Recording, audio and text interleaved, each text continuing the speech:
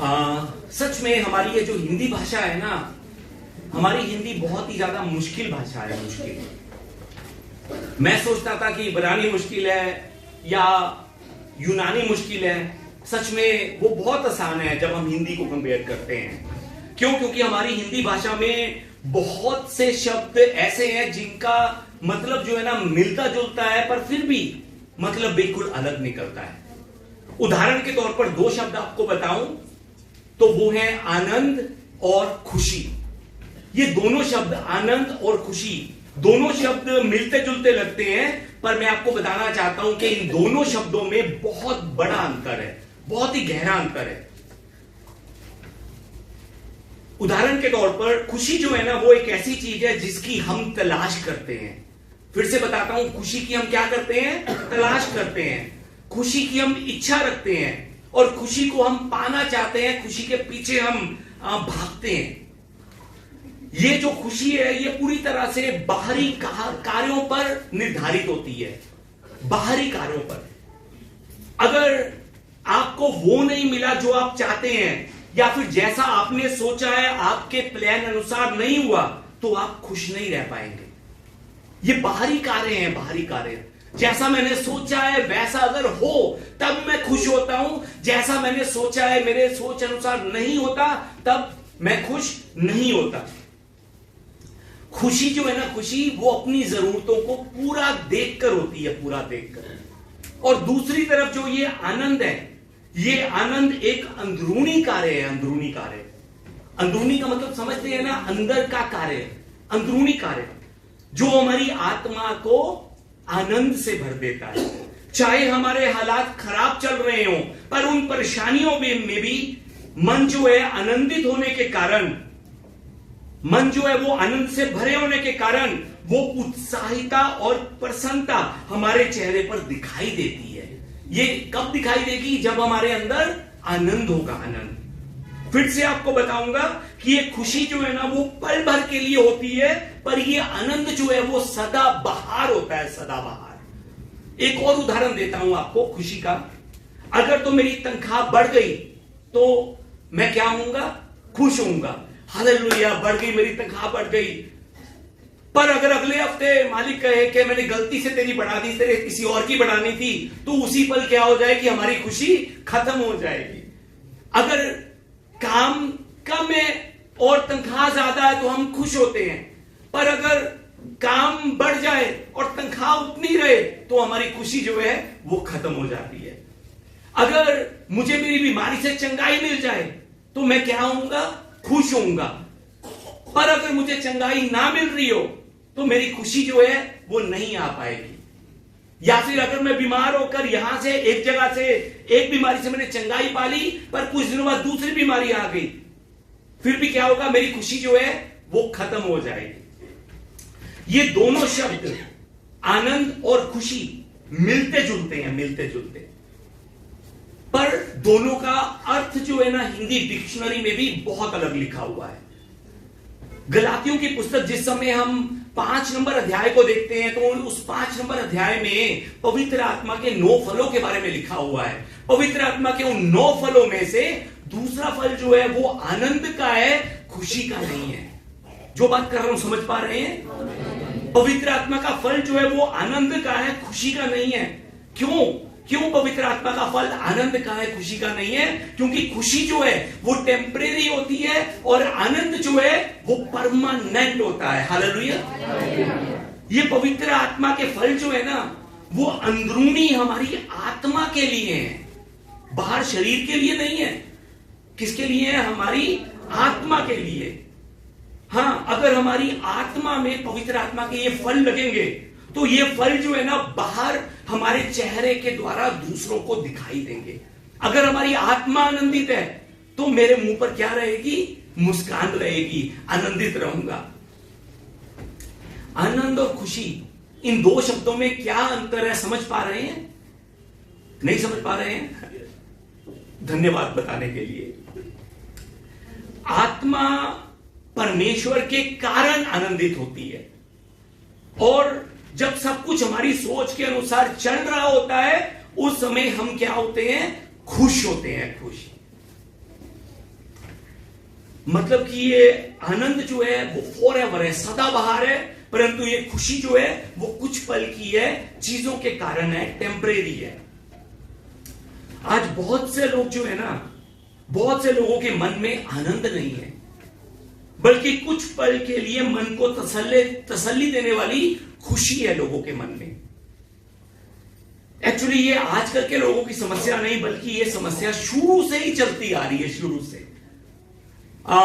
कुछ हफ्तों पहले मैंने एक किताब पढ़ी थी, उस किताब का नाम है टू हैव और टू बी। ये जो किताब है एरिक फ्रॉम नाम के एक इंसान ने लिखी है, 1976 में ये किताब लिखी थी।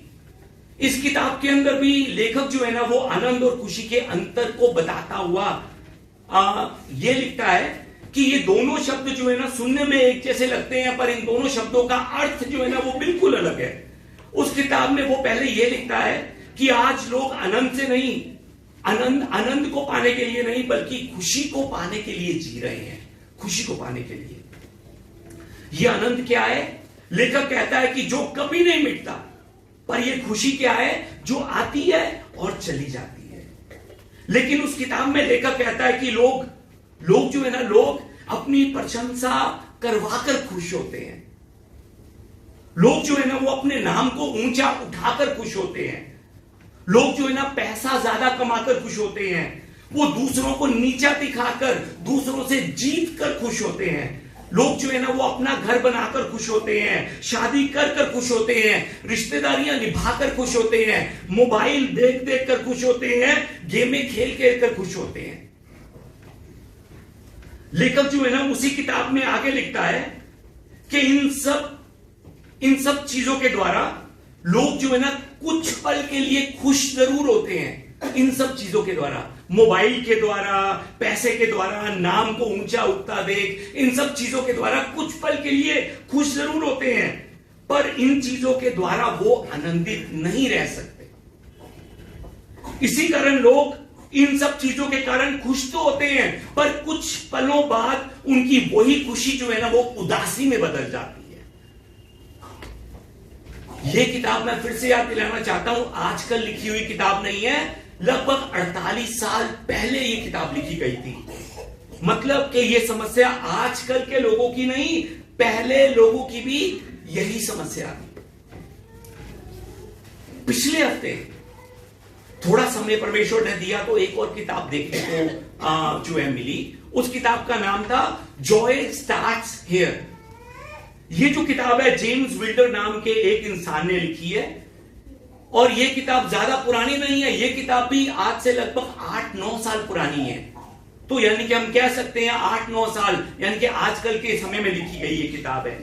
उस किताब में भी जेम्स विल्डर नाम का इंसान जो है वो आज की जनरेशन के लोगों की तरफ को देखकर ये लिखता है कि आजकल की जनरेशन के लोग जो है ना वो सच्चे आनंद के पीछे नहीं, बल्कि झूठी खुशी के पीछे भाग रहे हैं, झूठी खुशी के पीछे। उस किताब में लेखक लिखता है कि लोग जो है ना वो संसारी कामों को ज्यादा प्रेफर देते हैं, संसारी कामों को, और कलीसिया और परमेश्वर के कामों को लोगों ने दूसरे नंबर पर रखा हुआ है। और ये बात करने के बाद कई किस्म के उदाहरण वो देते हैं। इस किताब के अंदर वो कलीसिया और दफ्तर को मिलाकर अगर उदाहरण देते हैं। वो क्या उदाहरण देते हैं? वो कहते हैं कि लोगों को कलीसिया में देरी से पहुंचने में कोई परेशानी नहीं होती, कि लोग जो है अगर 10 मिनट 15 मिनट लेट भी कलीसिया में आ जाएंगे उन्हें कोई परेशानी नहीं होती, परंतु लोग जो है ना वो ऑफिस में समय से पहले पहुंचने की कोशिश करते हैं। कलीसिया में 10 मिनट लेट भी चले जाएंगे कोई बात नहीं है, पर दफ्तर में मैंने समय से 5 मिनट पहले जाना है। क्यों? मालिक को दिखाना है कि मैं पहुंच गया हूं। यह बात मैं नहीं कह रहा, इस किताब में लिखी हुई है। आगे ये फिर से एक और एग्जांपल देते हुए कहते हैं कि लोग बहुत बार कलीसिया में ये कहते हुए नहीं जाते कि उनके मालिक ने आज उन्हें दफ्तर में बुलाया है, उन्हें काम करना पड़ेगा, मालिक ने मुझे हुक्म दिया है। वो कहते हैं कि लोग जो है ना, लोग वो सच में मालिक की आज्ञा को परमेश्वर की आज्ञा से बढ़कर मानते हैं, बढ़कर, तभी उनके मन में आनंद नहीं भर पाता। वो आगे लिखते हैं कि कलीसिया में लोग जो है ना 2 घंटे अगर प्रार्थना और लंबी हो जाए तो सबके सब शिकायत करना शुरू कर देते हैं, पर हर रोज वो दफ्तर के अंदर 8 घंटे से ज्यादा काम करते हैं, उसको लेकर वो एक बार भी शिकायत नहीं करते। कलीसिया में 2 घंटे को लेकर लोग शिकायत करते हैं कि मुझे 2 घंटे बिठा लिया आज कलीसिया के अंदर।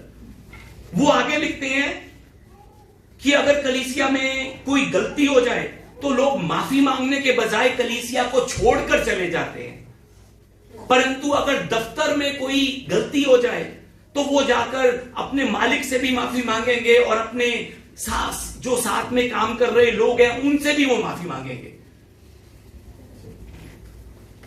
वो लिखते हैं कि लोग जो है ना कलीसिया में आराधना के समय में बार बार फोन को चेक करते हैं, बार बार देखते हैं कि किसका फोन आ तो नहीं गया, कोई मैसेज तो नहीं आया हुआ। पर काम के समय में लोग जो है ना 8 घंटे से ज्यादा अपने फोन को बंद कर रखते हैं। वो आगे एक और शब्द लिखते हैं कि कलीसिया में लोग जो है ना वो जिम्मेवारियां लेने से भागते हैं कि नहीं मैं नहीं ये जिम्मेवारी उठा सकता, मेरे लिए बहुत मुश्किल है, मुझे ये काम भी है वो काम भी है। परंतु काम में प्रमोशन पाने के लिए लोग जो है ऑफिस में बड़ी से बड़ी जिम्मेवारी को भी उठाने के लिए तैयार हो जाते हैं। सच में बहुत सच्चाई की बातें इन्होंने लिखी है। और आगे इन सब बातों को लिखने के बाद वो प्रश्न एक पूछते हैं। वो प्रश्न ये लिखा है कि क्या सच में लोग प्रथम स्थान परमेश्वर को ही दे रहे हैं? और इन सब बातों को लिखने के बाद किताब के अंत में वो कहते हैं कि इन टेम्परेरी खुशियों को पाने के लिए आप अपना समय व्यर्थ मत कीजिए। इन टेम्परेरी खुशियों को पाने के लिए आप अपने जीवन को व्यर्थ मत कीजिए। मैं हफ्ते में 1-2 बार पेट्रोल पंप में पेट्रोल डलवाने के लिए जाता हूं, तो पेट्रोल पंप के अंदर 3 तरह के पेट्रोल होते हैं। 3 तरह के। एक जो है सिंपल पेट्रोल होता है जो थोड़ा सस्ता होता है, दूसरा जो है वो XP 95 और तीसरा जो है XP 100। तीनों के रेट में फर्क है। जो सिंपल पेट्रोल है वो थोड़ा सस्ता होता है, XP 95 जो है वो थोड़ा महंगा होता है और XP 100 जो है वो उससे भी महंगा होता है। लोग जो है ना ज्यादातर सिंपल पेट्रोल को डलवाते हैं, क्यों? सस्ता है। वो लोग कहते हैं कि हमें सस्ते पेट्रोल को डलवाना है, हमें तो गाड़ी चलानी है गाड़ी, पर वो ये भूल जाते हैं कि सस्ते पेट्रोल को डलवाकर थोड़े से पैसे को बचाने के चक्कर में वो अपने इंजन का सत्यानाश मार रहे हैं। गाड़ी चलती तो है, पर कुछ सालों बाद इंजन इतना खराब हो जाता है कि वही गाड़ी जो है ना उससे ज्यादा खर्चा मांगना शुरू कर देती है, जरूरत से ज्यादा खर्चा मांगना शुरू कर देती है। खुशी भी ऐसा ही है। हमें लगता है कि इन सब सांसारिक चीजों को हम पूरा कर हम हमारे जीवन में खुश रहेंगे, पर उन्हीं सांसारिक चीजों के पीछे भागने के कारण हमें भी नहीं पता लगता, हम उदासी के और करीब चले जाते हैं। उदासी के, जो बात कर रहा हूं समझ पा रहे हैं? आज का वचन 1 नंबर आयत में लिखा है कि गलील के काना में क्या था? ब्याह था, ब्याह, शादी थी, विवाह था। ये शादी जो है ना, ये विवाह जो है वो किस बात का प्रतीक है मालूम है आपको? आनंद का प्रतीक है, जॉय का प्रतीक है, जॉय का। शादी में कोई है जो रोता हुआ जाता हो, ऐसा करता जाता है? कोई है? सब हंसते हुए जाते हैं, उत्साह से भरे जाते हैं शादी में। ये शादी जो है ना वो आनंद का प्रतीक है। पर 3 नंबर आयत को ध्यान से देखिए। 3 नंबर आयत में क्या लिखा है कि उसी शादी में, उसी आनंद में क्या घट गया? दाखरस घट गया। उस आनंद के समय में दाखरस नहीं रहा, लिखा हुआ है। ये शादी जो है वो आनंद का प्रतीक है, और ये शादी में जो दाखरस है ये भी आनंद का प्रतीक है, ये भी आनंद की निशानी है। और इस वचन के अंत में 11 नंबर आयत में इस तरह से लिखा है कि यीशु ने गलील के काना में अपना ये पहला चिन्ह दिखाकर अपनी महिमा प्रकट की और उसके चेलों ने उस पर क्या किया? विश्वास किया। ये जो चिन्ह शब्द लिखा हुआ है, चिन्ह, ये चिन्ह शब्द जो है ना, इसको इब्रानी भाषा में सेमियोन कहते हैं। अब सॉरी, माफी मांगता हूं, यूनानी भाषा में सेमियोन कहते हैं, सेमियोन। ये जो सेमियोन शब्द है, चिन्ह शब्द जो है, इसका मतलब बनता है ट्रेलर। जैसे फिल्म आने से पहले एक ट्रेलर आती है, एडवर्टाइजमेंट आती है फिल्म की कि ये फिल्म ऐसी ऐसी है। ये चिन्ह शब्द का इस्तेमाल सेमियोन कहकर किया गया है कि यीशु मसीह के इस संसार में आने के मकसद का ये जो काना का विवाह है, ये क्या है? एक ट्रेलर है। ट्रेलर, जो बात कर रहा हूं समझ रहे हैं? सच में ये ट्रेलर है, ट्रेलर कि यीशु मसीह इस संसार में क्या करने आए हैं, उस चीजों का ट्रेलर है ये ट्रेलर। अगर ये दाखरस आनंद का प्रतीक है तो उस विवाह में क्या खत्म हो गया था? दाखरस, यानी कि आनंद खत्म हो गया था। और यीशु ने उस विवाह में फिर से क्या भर दिया? आनंद भर दिया, दाखरस भर दिया।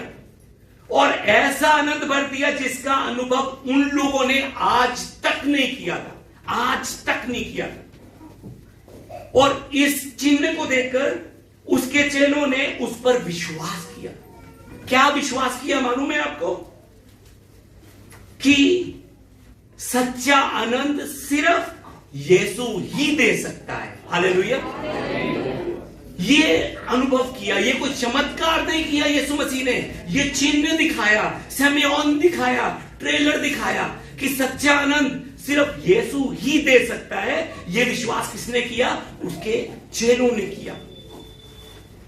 मैं फिर से आपको याद दिलाना चाहता हूं कि ये दाखरस जो है ना, वो बाइबल में आनंद की छवि है, आनंद की निशानी है। अब ये दाखरस जो है क्यों आनंद की निशानी है, इस चीज को जानने के लिए हमें इजराइल के क्लाइमेट को थोड़ा समझना पड़ेगा। मैं आपको बताना चाहता हूं कि जैसे हमारे भारत में सर्दियों का मौसम है, गर्मियों का मौसम है, बरसातों का मौसम है और सर्दी और गर्मी के बीच का भी मौसम है। इजराइल देश के अंदर मौसम जो है ना, सिर्फ दो भागों में बटा हुआ है। एक जो है बहुत ज्यादा गर्मी और दूसरी जो है बहुत ज्यादा सर्दी, और उन्हीं सर्दियों के बीच में भरपूरी से बारिश। समझ पा रहे हैं? दो हिस्सों में इजराइल का मौसम बटा हुआ है। पहला बहुत ज्यादा गर्मी और दूसरा बहुत ज्यादा सर्दी, और उसी सर्दी में बहुत ज्यादा बारिश। सर्दी के मौसम में जिस समय बारिश पड़ती है तो उस समय लोग क्या करते हैं? लोग अपने घरों में पानी इकट्ठा शुरू कर देते हैं, पानी इकट्ठा करना, ताकि गर्मियों में उनका गुजारा चल सके। गर्मियों में इतनी गर्मी जब पड़ती है वहां पर कि सब कुछ सूख जाता है, सब कुछ। नदियां जो है वो सूख जाती हैं, लोगों के पास पीने के लिए पानी भी नहीं होता। उस समय जैसे आज के समय में डैम है, डैम में हम पानी इकट्ठा कर लेते हैं और जरूरत के मुताबिक हर रोज डैम से पानी छोड़कर घरों में भेजा जाता है। उस समय डैम जैसी चीजें नहीं थी। उस समय लोग घरों में पानी इकट्ठा करते थे भरपूरी से सर्दियों में, क्योंकि उन्होंने गर्मियों में अपना गुजारा चलाना है। और गर्मी में इतनी गर्मी होती थी कि सच में सब कुछ ड्राई होता था, ह्यूमिडिटी बहुत ज्यादा हाई होती थी। उस गर्मी में ये लोग सर्दियों में इकट्ठे किए हुए पानी से गुजारा करते थे गर्मियों के मौसम में। और उस गर्मी के मौसम में वहां पर एक फल लगता था, उस फल का नाम है अंगूर। ये जो अंगूर है उस समय लगता था जिस समय उनका पीने का पानी जो उन्होंने सर्दियों में इकट्ठा किया था वो आधे से ज्यादा खत्म हो चुका होता है। उस समय अंगूर जो है ना वो लगना शुरू हो जाता है। और उन इजराइलियों के लिए ये जो अंगूर है ना, ये अंगूर सिर्फ एक फल नहीं है, बल्कि उन इजराइलियों के लिए ये अंगूर पानी की जगह पर अपनी प्यास मिटाने वाला इनका आनंद है, आनंद। जो बात कर रहा हूं समझ पा रहे हैं? ये अंगूर इनके लिए फल नहीं है, ये अंगूर इनकी प्यास बुझाने वाला इनका आनंद है पानी की जगह पर। बाइबल में भी ये जो दाखरस है, आनंद की निशानी बहुत जगह पर बताई गई है, बहुत जगहों पर। भजन संहिता 104 को जब हम देखते हैं, 104 की 15 में लिखा है कि दाख मधु जिससे मनुष्य का मन क्या होता है, आनंदित होता है, आनंदित। आगे जिस समय हम देखते हैं, सबोपदेशक 9 की 7, अपने मार्ग पर चला जा, अपनी रोटियां आनंद से खाया कर और अपने मन में सुख मानकर अपना दाख मधु पिया कर, क्योंकि परमेश्वर तेरे कामों से क्या हो चुका है, प्रसन्न हो चुका है। यहां पर वचन में लिखा है अपने मन में सुख मानकर, आनंद मानकर अपना दाख मधु पिया कर। सबोपदेशक 10 की 19 में लिखा है कि दाख मधु से जीवन को क्या मिलता है, आनंद मिलता है। ये दाख मधु जो शब्द लिखा है, ये शराब नहीं है, ये वो अंगूरों का जूस है जिसको पीकर इंसान जो है तृप्त होता है, अपनी प्यास मिटाता है। बाइबल के अंदर ये जो वाइन है 4 शब्दों में, अलग अलग शब्दों में लिखी हुई है, और कई जगह पर अंगूर के जूस को भी वाइन कहकर हमारी हिंदी बाइबल पे लिखा हुआ है। फिलहाल आज उस टॉपिक को नहीं छेड़ने लगा हूं, मैं फिर से आपको याद दिलाना चाहता हूं कि बाइबल जो है ना वो हमें बताती है कि ये दाखरस जो है ना वो आनंद की निशानी है, आनंद की छवि है। और आज के वचन में जब उस विवाह में आनंद की कमी हो जाती है, तब उस कमी को यीशु की मौजूदगी दूर करती है। और यीशु के कार्यों के उस ट्रेलर को देखकर यीशु के चेले विश्वास करते हैं कि सच्चा आनंद सिर्फ यीशु ही दे सकता है। यह आनंद क्या बताया था आपको, कभी ना खत्म होने वाला आशीर्वाद। आज लोगों के अंदर से क्या खत्म हो गया है, आनंद खत्म हो गया है। क्यों लोग उदास रहते हैं, क्यों लोग निराशा में रहते हैं, उसका कारण सिर्फ एक है, एक कि उनके मन में यीशु मसीह नहीं है, यीशु की मौजूदगी उनकी आत्मा में नहीं है, तभी वो उदास रहते हैं। आज बहुत से लोग यीशु पर विश्वास करने के बाद भी अपने मन में पहली जगह जो है ना वो अपने रिश्तेदारों को देते हैं, अपने मन में पहली जगह वो काम को देते हैं, पैसों को देते हैं, परिवार को देते हैं, टीवी को देते हैं, फोन को देते हैं, क्रिकेट को देते हैं, फुटबॉल को देते हैं, पति को देते हैं, पत्नी को देते हैं, बच्चों को देते हैं। फिर जब मन में छोटी सी थोड़ी सी जगह बचती है, उस जगह में वो यीशु नाम को रखने की कोशिश करते हैं।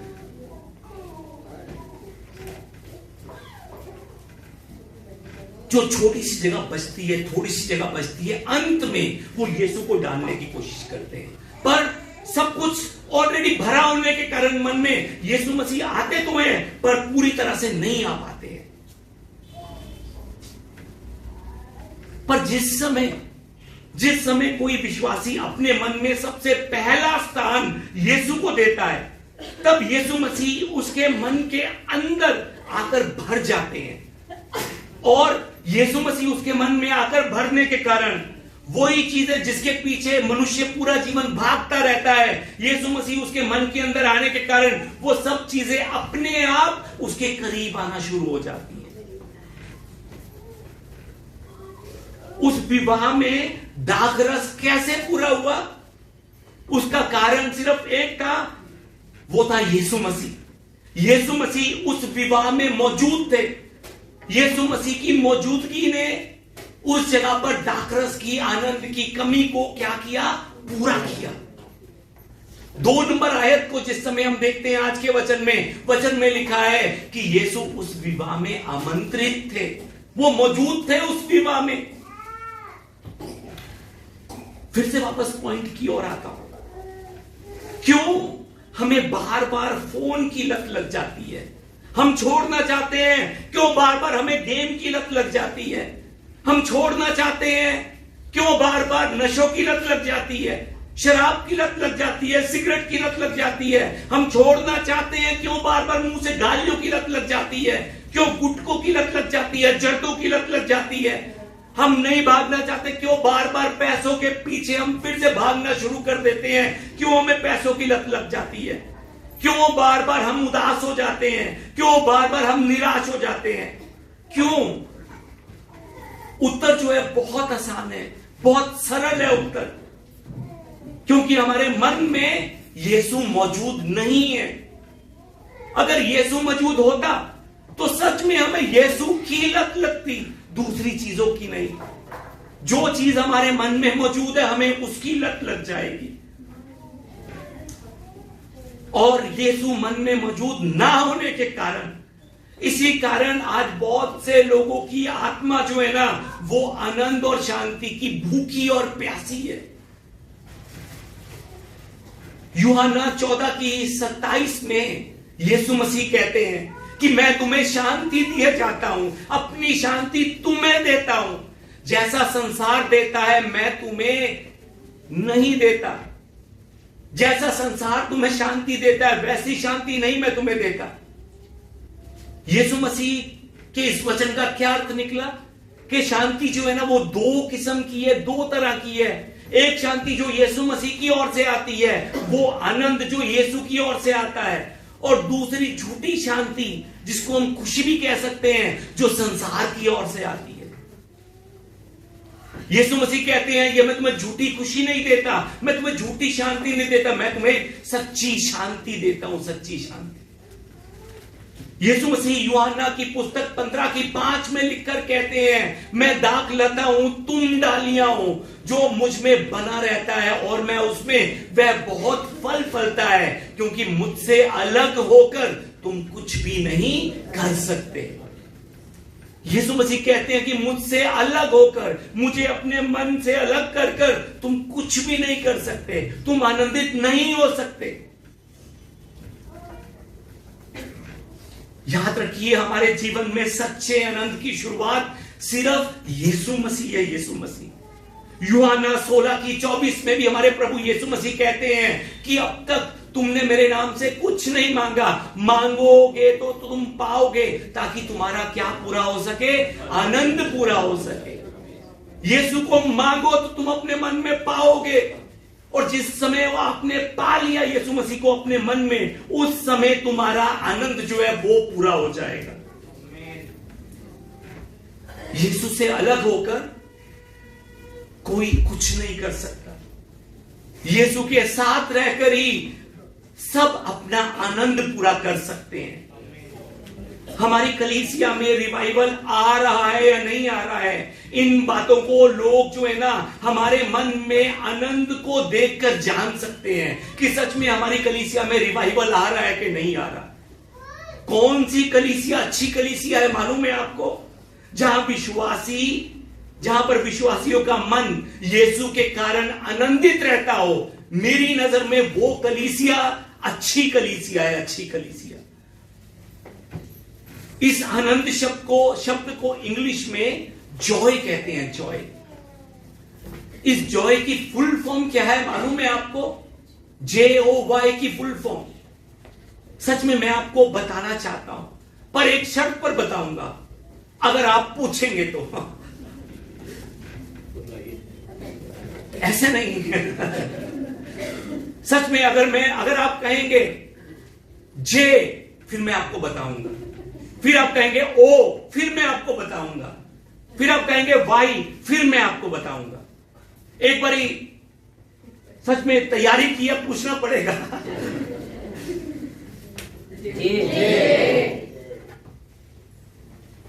Jesus first.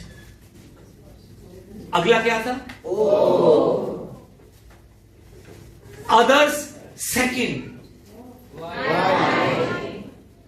You third. सच में यीशु मसीह अगर हमारे जीवन में पहला स्थान रखते हैं और दूसरे लोग जो है वो दूसरा स्थान, और मैं अपने जीवन में खुद को अगर तीसरा स्थान देता हूं, तभी ये जॉय जो है ना, ये आनंद जो है ना, वो मेरे जीवन में पूरा हो सकता है। जब आपका ध्यान आपकी जरूरतों से हटेगा, दूसरों की ओर जाएगा, सच में तभी आप आनंदित हो सकते हैं। जब हमारा ध्यान हमारे दर्द से हटेगा, तब हम परमेश्वर और दूसरों के दर्द पर ध्यान दे पाएंगे, और तब हमारा मन क्या होगा? आनंदित होगा। यीशु को पहला स्थान और खुद को तीसरा स्थान दीजिए। ये यीशु को पहला स्थान देकर, खुद को तीसरा स्थान देकर परमेश्वर के राज्य की सेवा कीजिए। वो सेवा करने का आनंद अलग आपको प्राप्त होगा। सेवा करने का आनंद कब नहीं मिलता हमें मालूम है? जिस समय हम खुद को फर्स्ट कर देते हैं, यीशु को सेकंड कर देते हैं, दूसरों को थर्ड कर देते हैं। यीशु को पहले रखकर दूसरों की सेवा कीजिए, अपने को तीसरे नंबर पर रखकर, तो आप आनंद से भर जाएंगे। सच में मेरे जीवन में भी मेरी ये प्रार्थना है कि मैं भी अपना पूरा जीवन प्रभु यीशु मसीह को पहला स्थान, आप सबको दूसरा स्थान, और तीसरे स्थान पर मैं रह सकूं। ये मेरी कोशिश है। इसीलिए तो पूरा हफ्ता भागता रहता हूं, आज इससे मिलने, आज उसको उत्साहित करने, आज इसको उत्साहित करने। और मैं आपको यह भी बताना चाहता हूं, जो सच में इन 3 कदमों पर चलता है, यीशु को पहले स्थान, दूसरों को दूसरे स्थान और तीसरे पर खुद को रखकर चलता है ना, उसके जीवन में एक जॉय और आता है। वो जॉय कौन सा है मालूम है आपको? फिर से पूछेंगे तो बताऊंगा। जे है जीसस। अगला क्या था? ओ का मतलब है ओवरफ्लोज। उससे अगला क्या है? वाई का मतलब है यू। कि सच में अगर हम यीशु को पहला स्थान देकर, दूसरों को दूसरा स्थान देकर और खुद को तीसरा स्थान रखते हैं ना, तब जीसस ओवरफ्लोज यू करता है। तब जी यीशु मसीह जो है ना, वो हमें भरपूरी से भरना शुरू करता है, भरपूरी से। हमने भजन संहिता 1 से लेकर 147 तक का वचन लगातार देखा है, जहां पर दाऊद का भजन था। दाऊद के भजन में हमने क्या देखा है कि दाऊद जो है ना, सच में परमेश्वर को पहले स्थान पर, दूसरे लोगों को दूसरे स्थान पर, और खुद को वो तीसरे स्थान पर रखता था।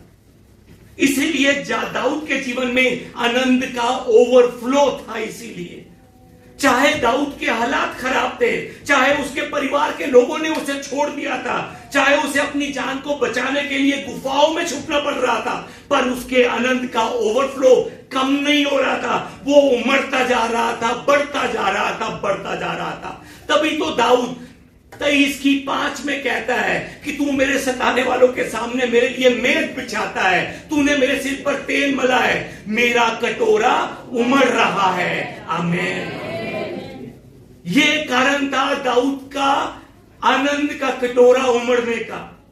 ये कारण था कि उसने परमेश्वर को पहले स्थान पर, लोगों को दूसरे स्थान पर रखकर खुद को तीसरे स्थान पर रखा हुआ था। अगर आज आपके जीवन में आपको लगता है कि सच में दाखरस की घटी हो रही है, आनंद की घटी हो रही है, आपके जीवन में आनंद खत्म होता जा रहा है, तो सच में इस समय यीशु को अपने मन में आमंत्रित कीजिए और अपने मन के मालिक की कुर्सी से खुद उठकर यीशु मसीह को वो कुर्सी दीजिए, ताकि आज यीशु की मौजूदगी आपकी आत्मा में आनंद को भर सके। याद रखिए कि इंसान की मेहनत से पाए जाने वाली खुशी जो है ना, खुशी वो एक ना एक दिन मिट जाएगी, खत्म हो जाएगी, परंतु परमेश्वर के द्वारा दिया गया आनंद अंत तक आपको अनुग्रह से भरकर रखेगा। आनंद, आनंद, जॉय। सच में उस विवाह में दाखरस की कमी थी। विवाह जो है ना, अगर आनंद की निशानी है, तो विवाह जो है ना, मन की निशानी भी है। मन में दाखरस की कमी मतलब कि मन में आनंद की कमी है। वो दाखरस की कमी कैसे पूरी हो सकी? यीशु मसीह को आमंत्रित कर कर पूरी हो सकी। यीशु मसीह सच में आज हमारे मन के द्वार के बाहर भी खड़े होकर वो खटखटा रहे हैं। वो चाहते हैं कि हम उनकी आवाज को सुनकर आज उन्हें भीतर आने का मौका दें। वो खटखटा रहे हैं, हम भी खोलने की कोशिश कर रहे हैं, पर नहीं खुल रहा दरवाजा। क्यों नहीं खुल रहा?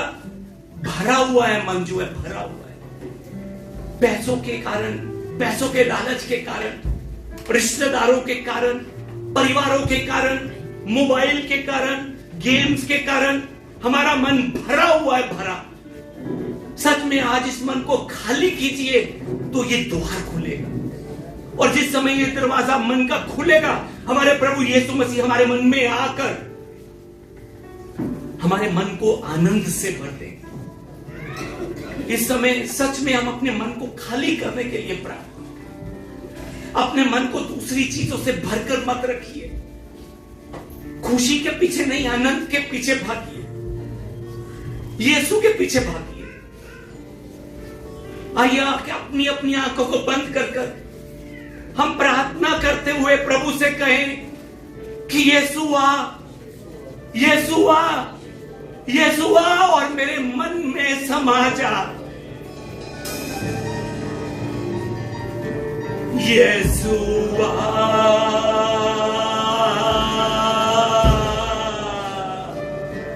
यीशु आ,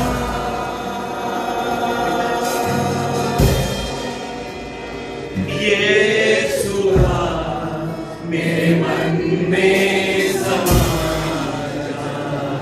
यीशु आ, मेरे मन। आइए फिर से कहें, यीशु आ, यीशु आ,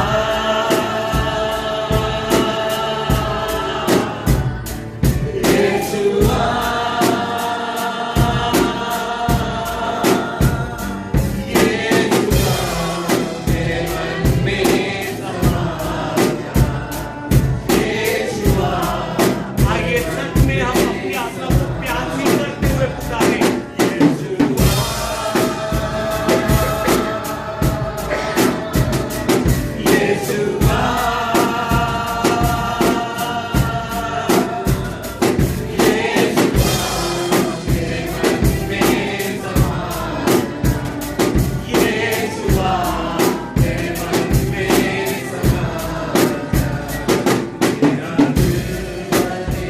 तेरा सिंहासन